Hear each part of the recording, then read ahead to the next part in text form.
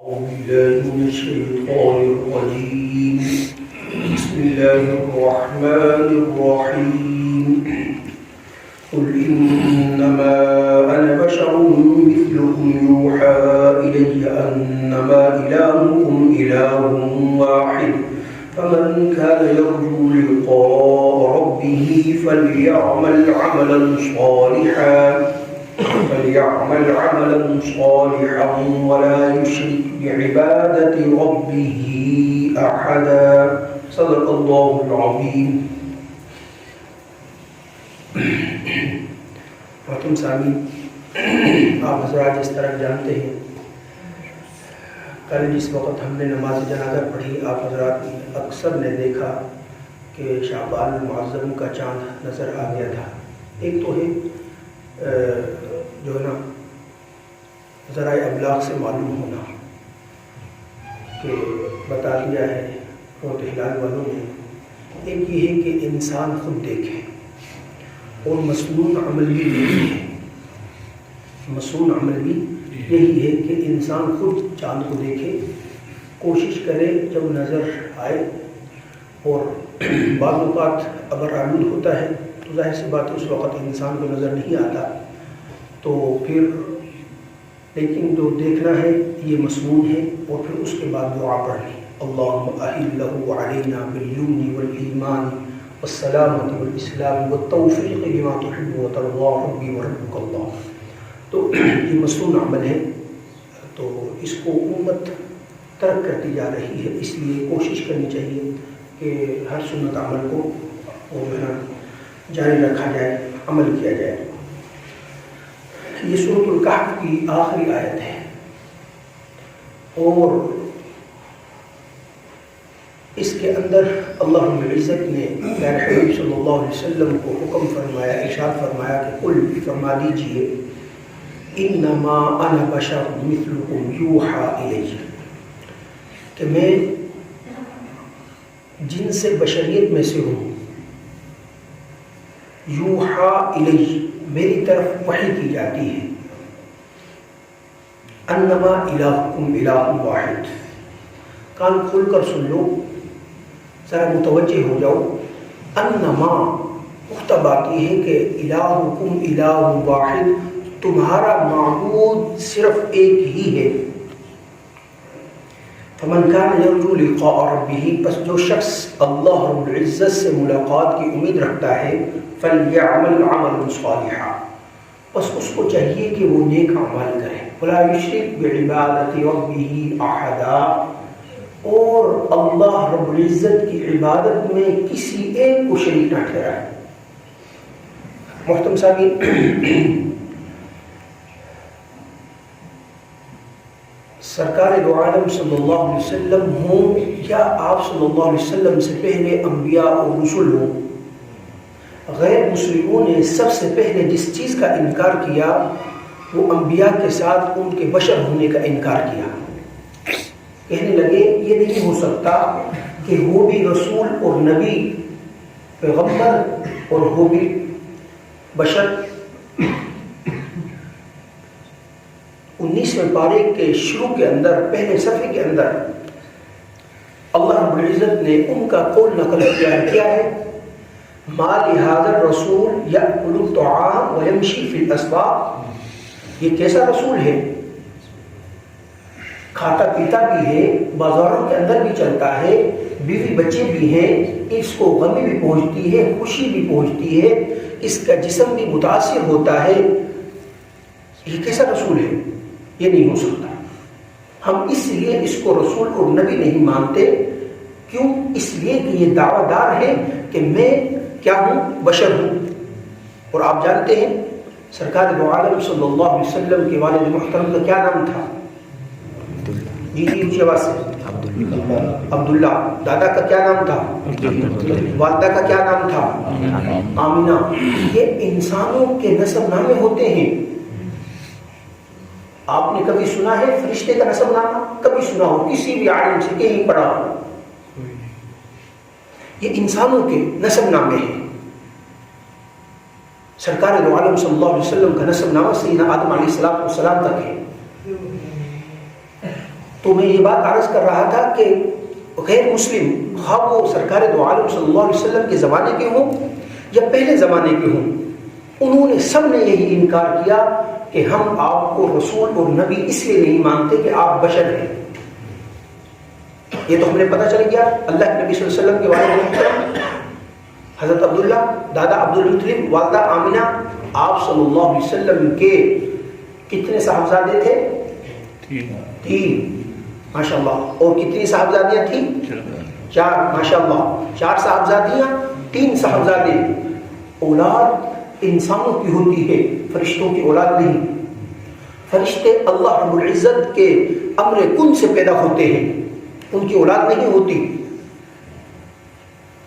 پھر آپ جانتے ہیں کہ آگے سلسلہ نسب ابھی تک جو سعادات کا ہے وہ سیدہ فاطمہ زہرا رضی اللہ تعالیٰ عنہ سے۔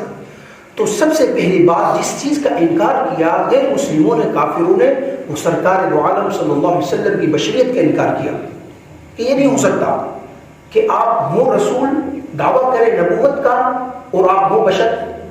کیوں؟ اس لیے کہ اللہ کے نبی صلی اللہ علیہ وسلم نے پہلے دن نہیں فرمایا تھا کہ میں رسول تمہاری طرف مبعوث بنا کر بھیجا گیا ہوں، نہیں۔ 40 سال کا عرصہ تھوڑا نہیں ہوتا، 40 سال ایک زندگی کا حصہ ہوتے ہیں۔ ایک جگہ رہتے ہوئے پھر تمام معاملات، خوشی غمی، انسان 40 سال کے اندر ہر طرح کی نجی زندگی تک واقف ہو جاتا ہے، تمام معاملات دیکھے۔ اس کے بعد اس وقت اللہ رب العزت کی طرف سے حکم آیا کہ پیارے حبیب صلی اللہ علیہ وسلم اب اعلان نبوت فرمائیں، لوگوں سے کہیں کہ صرف ایک اللہ وحدہ لا شریک عبادت کریں۔ تو انہوں نے اس کے بعد سرکار دو عالم صلی اللہ علیہ وسلم کا انکار کیا کہ آپ رسول ہیں، ہماری طرح کھاتے پیتے ہمارے اندر رہتے ہیں، آپ ہمارے سامنے پیدا ہوئے ہیں، آپ کے اس طرح والد صاحب کے ساتھ اللہ رب العزت نے معاملہ فرمایا، آپ کے دادا کے ساتھ یہ کیا، آپ کے چاچا کے ساتھ یہ کیا، آپ خود بھی محنت مشقت کرتے ہیں، لوگوں کی چند روپوں کے عوض بکریاں چراتے ہیں۔ اگر آپ رسول ہوتے، نبی ہوتے تو آپ کو یہ کام کرنے کی ضرورت نہ ہوتی۔ رسول تو کوئی فرشتہ ہوتا ہے، رسول کوئی بشر نہیں ہوتا۔ تو اللہ رب العزت نے پیارے حبیب صلی اللہ علیہ وسلم فرمایا، قل فرما دیجئے انما انا بشر، کہ بے شک میں بشر ہوں۔ لیکن ایک بات یہاں پر یاد رکھیے کہ سرکار دو عالم صلی اللہ علیہ وسلم بشر ہیں، لیکن میری اور آپ کی طرح بشر نہیں ہیں، سید البشر ہیں، انسانوں کے سردار ہیں۔ اور اس لیے فرمایا انا بشر مثلکم یوحا الیہ، کہ اللہ رب العزت کی تقسیم ہے۔ اللہ رب العزت نے انسانوں کو پیدا فرمانے کے بعد انسانوں میں سے بعض انسانوں کو چن لیا، جن کو ہم انبیاء علیہ السلام کہتے ہیں۔ پھر انبیاء علیہ السلام میں سے بھی بعض اللہ رب العزت نے بعض رسولوں کو، انبیاء کو اللہ رب العزت نے فضیلت دی۔ ہم تیسرے پارے پڑھ کر آئے، تلک الرسل فضل اللہ بعضهم علی بعض، اللہ رب العزت نے بعض رسولوں کو بعض رسولوں پر فضیلت دی ہے۔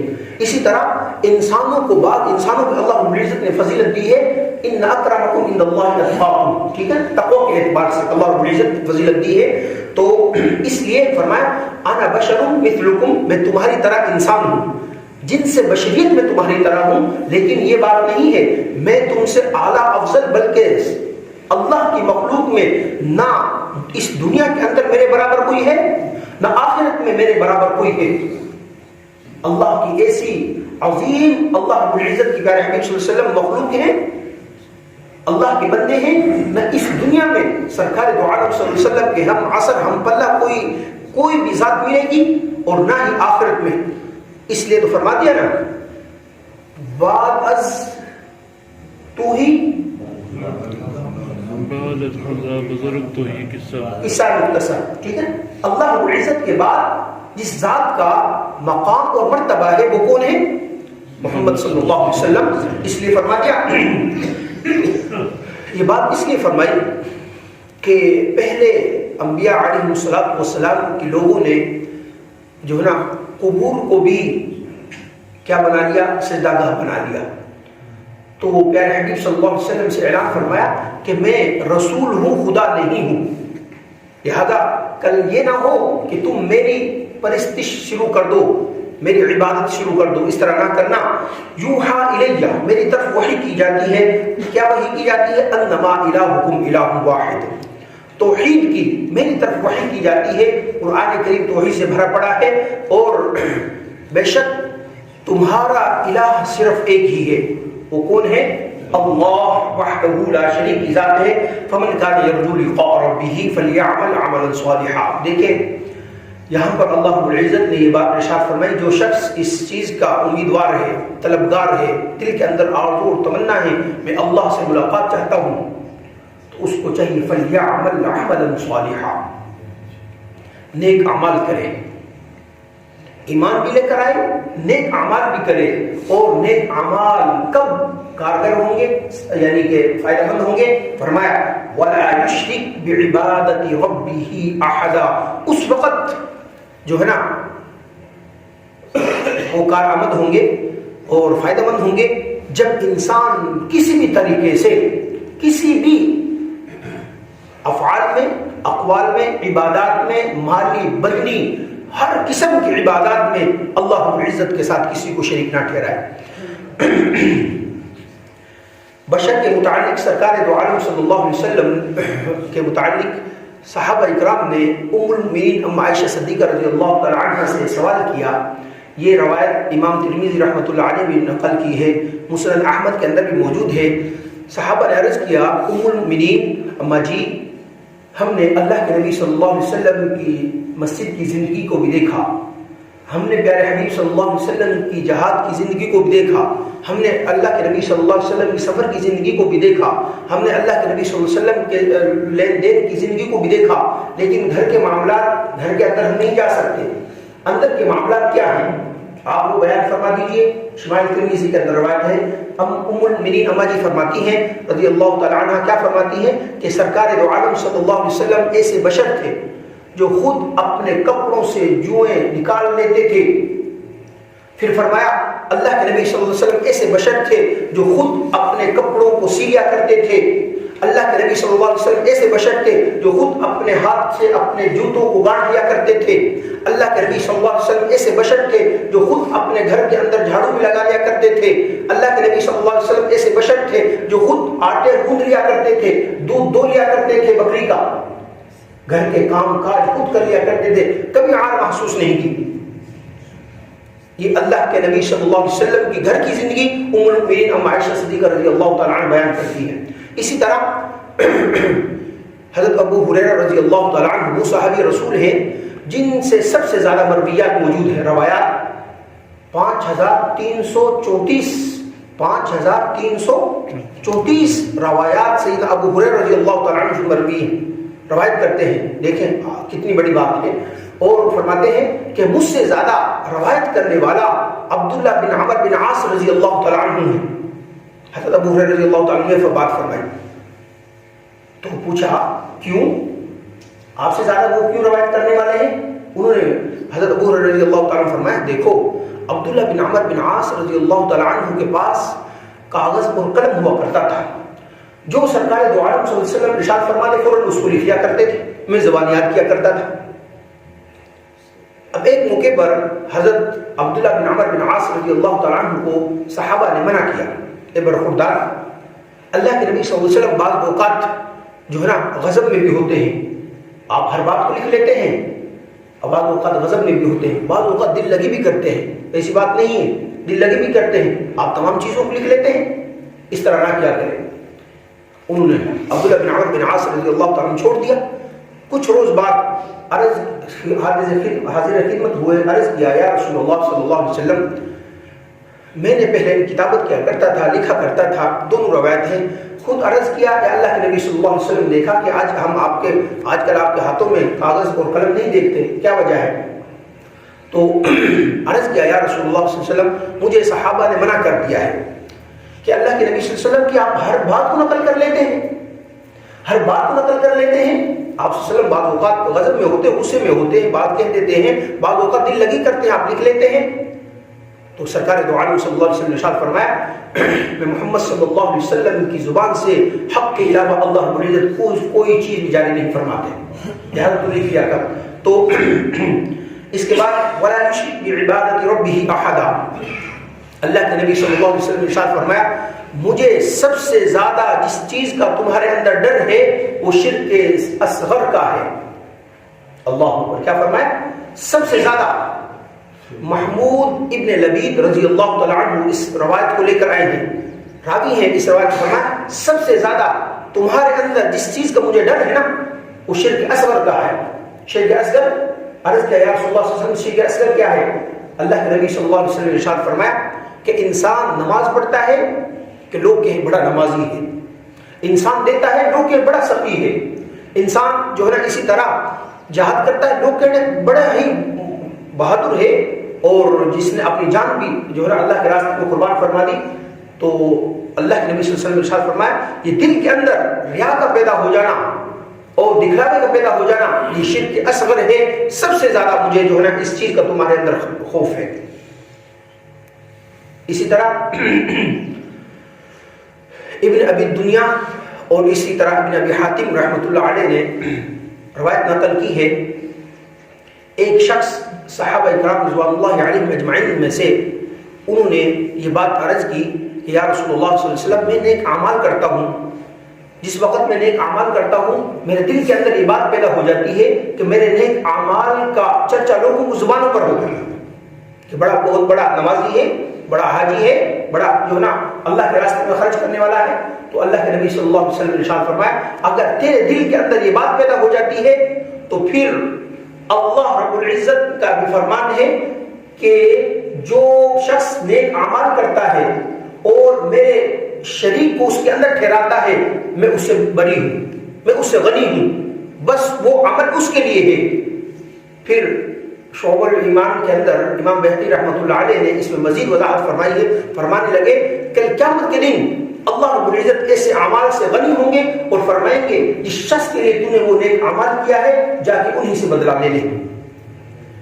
امام ترمذی رحمۃ اللہ علیہ کی ایک روایت لے کر آئے سیدنا صدیق اکبر رضی اللہ تعالیٰ عنہ سے، اللہ کے نبی صلی اللہ علیہ وسلم نے ارشاد فرمایا کہ مجھے تمہارے درمیان شرک کے اصغر کا اتنا ڈر ہے، اتنا خوف ہے کہ وہ تمہارے اندر اس طرح داخل ہو جائے گا جس طرح نملہ چونٹی ہے نا اس کے چلنے کی کسی کو آواز نہیں آتی، آہٹ نہیں آتا، شور نہیں ہوتا، فرمایا اس طرح جس طرح اس کی آواز نہیں آتی تمہارے دلوں کے اندر، اسی طرح تمہارے دلوں کے اندر شرک اصغر داخل ہو جائے گا، تمہیں پتہ بھی نہیں چلے گا۔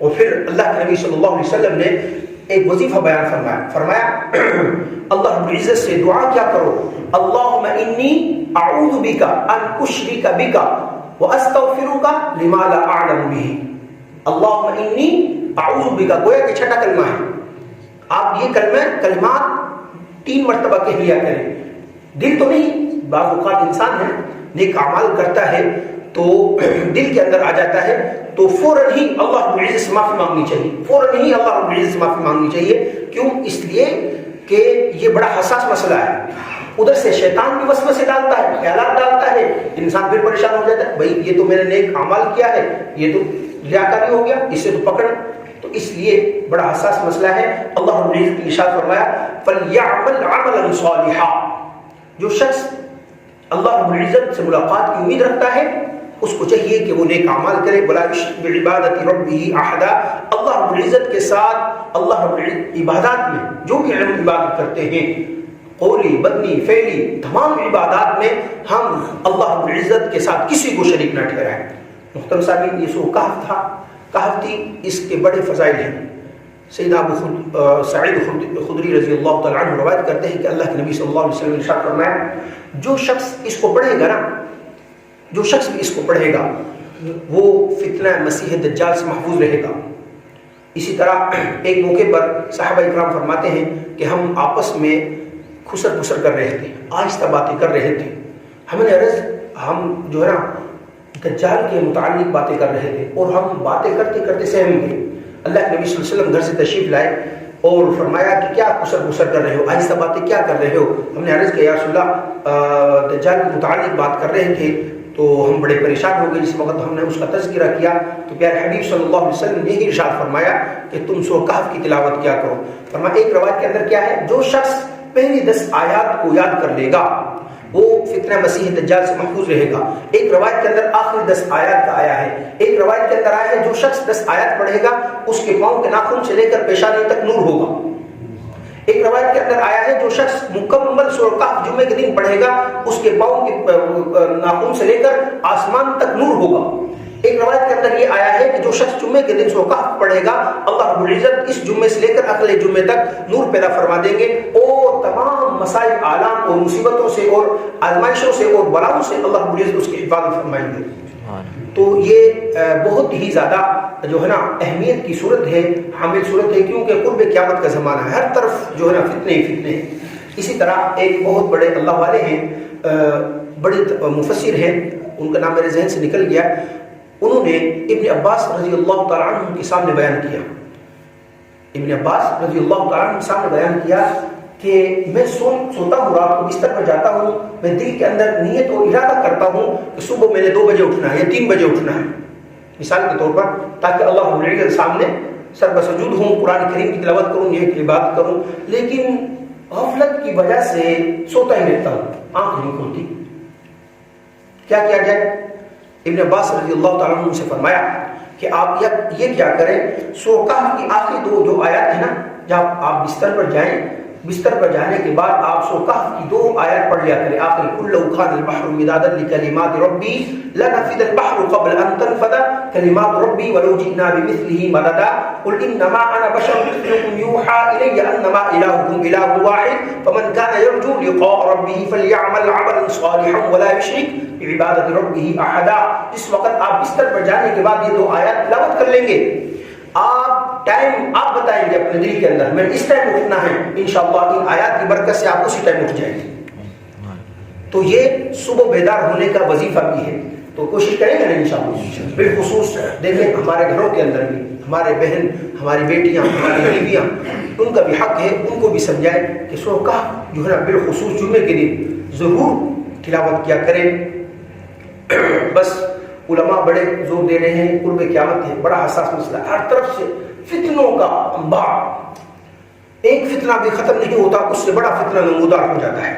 تو ان سے حفاظت کے لیے ضروری ہے ہمارے پاس بہترین جو ہے حصار کے لیے وہ سرکار دو عالم صلی اللہ علیہ وسلم کے بتائے ہوئے اعمال ہیں. انہی میں سے ایک عمل یہ بھی ہے کہ ہم مکمل قرآن کریم کی تلاوت کریں, ان میں ساتھ بالخصوص جمعے کے دن جو ہے نا بعض صورتوں کو بعض بار اس طرح فضیلت کے طور پر اللہ کے نبی صلی اللہ علیہ وسلم نے ارشاد فرمایا, جس طرح سورہ ملک کے متعلق فرمایا کہ اس کو ہر روز رات سونے سے پہلے پڑھنا چاہیے. اس واقعہ کے متعلق فرمایا کہ ہر روز مغرب اور عشاء کے درمیان پڑھنا چاہیے تاکہ آپ کے ہاں جو ہے نا فقر و فاقہ نہ آئے. تو اسی طرح سورۃ کہف جمعے کے دن فرمایا کہ اس کی تلاوت کرنی چاہیے, خود بھی انسان کرے, گھروں کے اندر بھی کرے. بندہ نہ چیز جس وقت اللہ کے گھر میں گیا تو یہ چیز میں نے وہاں پر دیکھی کہ وہ لوگ جمعے والے دن عربی جمعے والے دن ایک تو آتے ہیں فجر کے لیے, نماز کے لیے اس وقت آگے نا, وہ خواہ مسجد حرام ہو, بیت اللہ ہو یا مسجد نبی ہو, صبح فجر کے لیے آ جائیں گے, پھر وہ گھر نہیں جائیں گے, جمعہ پڑھ کے جائیں گے. اور میں نے اکثر کو دیکھا ہے, میں اگر کہوں نا کہ 99% لوگوں کو دیکھا ہے تو میں حانس نہیں ہوں گا, وہ نماز فجر کے بعد ہر شخص ان کا سورۃ کہف پڑھتا ہے, ہر شخص تقریباً ان کا سورۃ کہف پڑھتا ہے. میں نے اپنی آنکھوں سے دیکھا اس چیز میں کسی کیا بتاؤں. تو اس لیے ہمیں بھی چاہیے کہ ہم ان نیک اعمال میں آگے بڑھیں. اللہ رب العزت سے دعا کہ اللہ پاک مجھے اور آپ کو عمل کرنے کی توفیق عطا فرمائے. آمین. وما علینا